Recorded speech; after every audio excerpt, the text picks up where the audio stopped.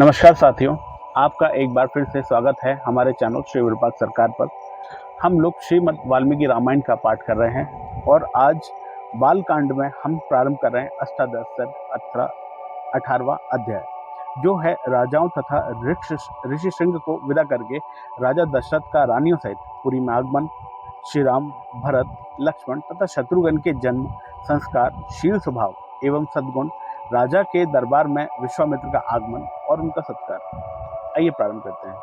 महामना राजा दशरथ का यज्ञ समाप्त होने पर देवता लोग अपना अपना भाग ले जैसे आए थे वैसे ही लौट गए।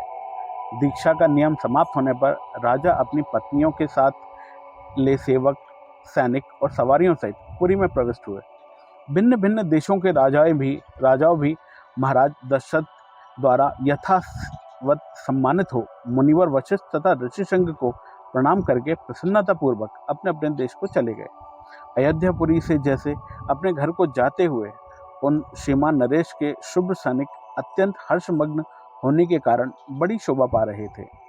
उन राजाओं के विदा हो जाने पर श्रीमान महाराज दशरथ ने श्रेष्ठ ब्राह्मणों को आगे करके अपनी पुरी में प्रवेश किया।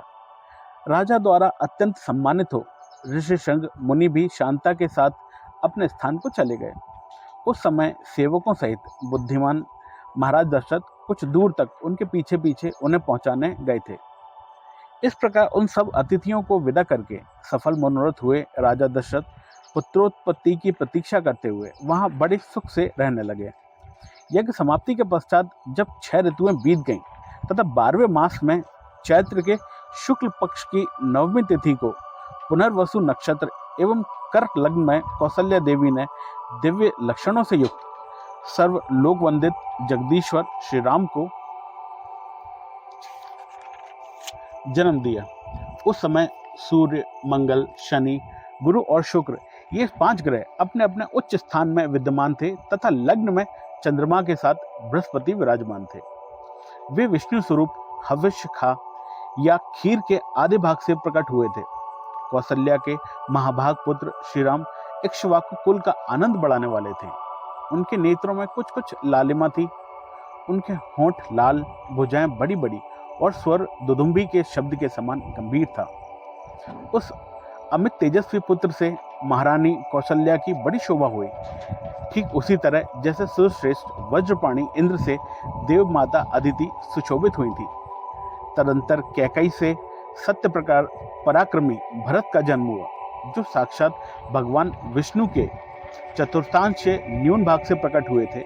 ये समस्त सद्गुणों से संपन्न थे। इसके बाद रानी सुमित्रा ने लक्ष्मण और शत्रुघ्न इन 2 पुत्रों को जन्म दिया। भरत सदा प्रसन्न चित्त रहने वाले थे। उनका जन्म पुष्य नक्षत्र तथा मीन लग्न में हुआ था। सुमित्रा के दोनों पुत्र आश्लेषा नक्षत्र और कर्क लग्न में उत्पन्न हुए थे।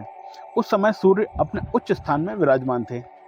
राजा दशरथ के ये चारों महामनस्वी पुत्र पृथक पृथक गुणों से संपन्न और सुंदर थे। ये भाद्रपद नामक चारों तारों के समान कांतिमान थे।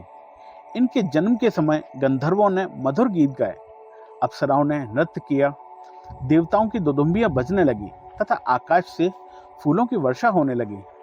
अयोध्या में बहुत बड़ा उत्सव हुआ। मनुष्यों की एक भारी भीड़ एकत्र हुई। गलियों और सड़कें लोगों से खचाखच भरी हुई थीं। बहुत से नट और नर्तक वहां अपनी अपनी कला दिखा रहे थे। वहां सब ओर गाने बजाने वाले तथा दूसरे लोगों के शब्द गूंज रहे थे। दीन दुखियों के लिए लुटाए गए सब प्रकार के रत्न वहां बिखरे पड़े हुए थे। राजा दशरथ ने सूत, मागध और वंदी जनों को देने योग्य पुरस्कार दिए तथा ब्राह्मणों को धन्य एवं शस्त्रों गोदान दिए। 11वें दिन बीतने पर महाराज ने बालकों का नामकरण संस्कार किया।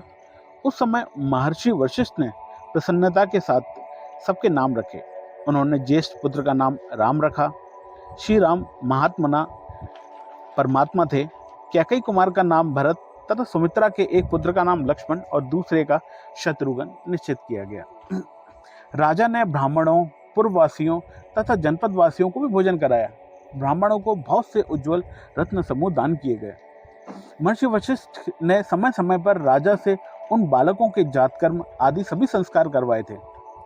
उन सब में श्री रामचंद्र जी ज्येष्ठ होने के कारण अपने कुल की कीर्ति ध्वजा को फहराने वाली पताका के समान थे। वे अपने पिता को प्रसन्न करने वाले और आनंद बढ़ाने वाले थे। सभी भूतों के लिए स्वयंभू ब्रह्मा जी के समान विशेष प्रिय थे।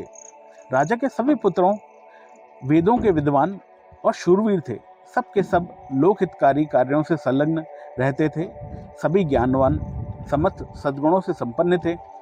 उनमें भी सत्य पराक्रमी श्री रामचंद्र जी सबसे अधिक तेजस्वी और सब लोगों के विशेष प्रिय थे। वे निष्कलंक चंद्रमा के समान शोभा पाते थे। उन्होंने हाथी के कंधे और घोड़े को पीठ पर बैठने तथा रथ हाँकने की कला में भी सम्मानपूर्वक स्थान प्राप्त किया था। वे सदा धनुर्वेद का अभ्यास करते और पिताजी की सेवा में सदैव संलग्न रहते थे। लक्ष्मी जी की वृद्धि करने वाले लक्ष्मण बाल्यावस्था से ही श्री रामचंद्र जी के प्रति अत्यंत अनुराग रखते थे। वे अपने बड़े भाई श्री राम का सदा ही प्रिय करते थे और शरीर से भी उनकी सेवा में सदैव जुटे रहते थे। शोभा संपन्न लक्ष्मण श्री रामचंद्र जी के लिए बाहर विचरने वाले दूसरे प्राणियों के समान थे। पुरुषोत्तम श्री राम को उनके बिना नींद भी नहीं आती थी। यदि उनके पास उत्तम भोजन लाया जाता तो श्री रामचंद्र जी उसमें से लक्ष्मण को दिए बिना नहीं खाते थे। जब श्री रामचंद्र जी घोड़े पर चढ़कर शिकार खेलने के लिए जाते, उस समय लक्ष्मण धनुष लेकर उनके शरीर की रक्षा करते हुए उनके पीछे पीछे चलते थे। इसी प्रकार लक्ष्मण के छोटे भाई शत्रुघ्न भरत जी को प्राणों से भी अत्यधिक प्रिय थे। वे भी भरत जी को सदा प्राणों से भी अधिक प्रिय मानते थे। इन चार महान भाग्यशाली प्रिय पुत्रों से राजा दशरथ को बड़ी प्रसन्नता प्राप्त होती थी। ठीक वैसे ही जैसे चारों देवताओं से ब्रह्मा जी को प्रसन्नता प्राप्त होती है। वे सब बालक जब समझदार हुए तब समस्त सद्गुणों से संपन्न हो गए। वे सभी लज्जाशील, यशस्वी, सर्वज्ञ और दूरदर्शी थे। ऐसे प्रभावशाली और अत्यंत तेजस्वी उन सभी पुत्रों की प्राप्ति से राजा दशरथ लोकेश्वर ब्रह्मा की भांति बहुत प्रसन्न थे। वे पुरुष सिंह राजकुमार प्रतिदिन वेदों के स्वाध्याय, पिता की सेवा और धनुर्वेद के अभ्यास में दत्तचित्त रहते थे। एक दिन धर्मात्मा राजा दशरथ पुरोहित तथा बंधु बांधवगणों के साथ बैठे थे। पुत्रों के विवाह के विषय में विचार कर रहे थे। मंत्रियों के बीच में विचार करते हुए उन महामना नरेश के यहाँ महातेजस्वी महामुनि विश्वामित्र पधारे। वे राजा से मिलना चाहते थे। उन्होंने द्वारपाल से कहा, तुम लोग शीघ्र जाकर महाराज को सूचना दो कि ककुंशी कवशी गंधीपुत्र विश्वामित्र आए हैं। उनकी ये बात सुनकर वे द्वारपाल दौड़ पड़े राजा के दरबार में गए। वे सब विश्वामित्र के उस वाक्य से प्रेरित होकर मन ही मन घबराए हुए थे। राजा के दरबार में पहुंचकर उन्होंने इक्ष्वाकु कुल नंदन अवध नरेश से कहा, महाराज, महर्षि विश्वामित्र पधारे हैं। उनकी ये बात सुनकर राजा सावधान हो गए। उन्होंने पुरोहित को साथ लेकर बड़े हर्ष के साथ उनकी अगवानी की, मानो देवराज इंद्र ब्रह्मा जी का स्वागत कर रहे हों। विश्वामित्र जी कठोर प्रवक्ता, कठोर व्रत का पालन करने वाले तपस्वी थे। वो अपने तेज से प्रज्वलित हो रहे थे। उनका दर्शन करने राजा का मुख प्रसन्नता से खिल उठा और उन्हें महर्षि को अर्ध निवेदन किया। राजा का वह अर्ध शास्त्रीय विधि के अनुसार स्वीकार करके महर्षि ने उनके कुशल मंगल होने के बारे में पूछा। धर्मात्मा विश्वामित्र ने क्रमशः राजा के नगर, खजाना, राज्य, बंधु बांधव तथा मित्र वर्ग आदि के विषय में कुशल प्रश्न किया। राजन, आपके राज्य की सीमा के निकट रहने वाले राजा, शत्रु राजा आपके समक्ष नतमस्तक होते तो हैं। आपने उन पर विजय तो प्राप्त की है ना। आपके यज्ञ आदि देव कर्म और अतिथि सत्कार आदि मनुष्य कर्म तो अच्छी तरह संपन्न होते हैं ना। उसके बाद महाभाग मुनिवर विश्वामित्र ने वशिष्ठ जी तथा अन्य ऋषियों से मिलकर उन सब का यथावत कुशल समाचार पूछा। फिर वे सब लोग प्रसन्नचित होकर राजा के दरबार में गए। उनके द्वारा पूजित हो यथा योग्य आसनों पर विराजमान हुए।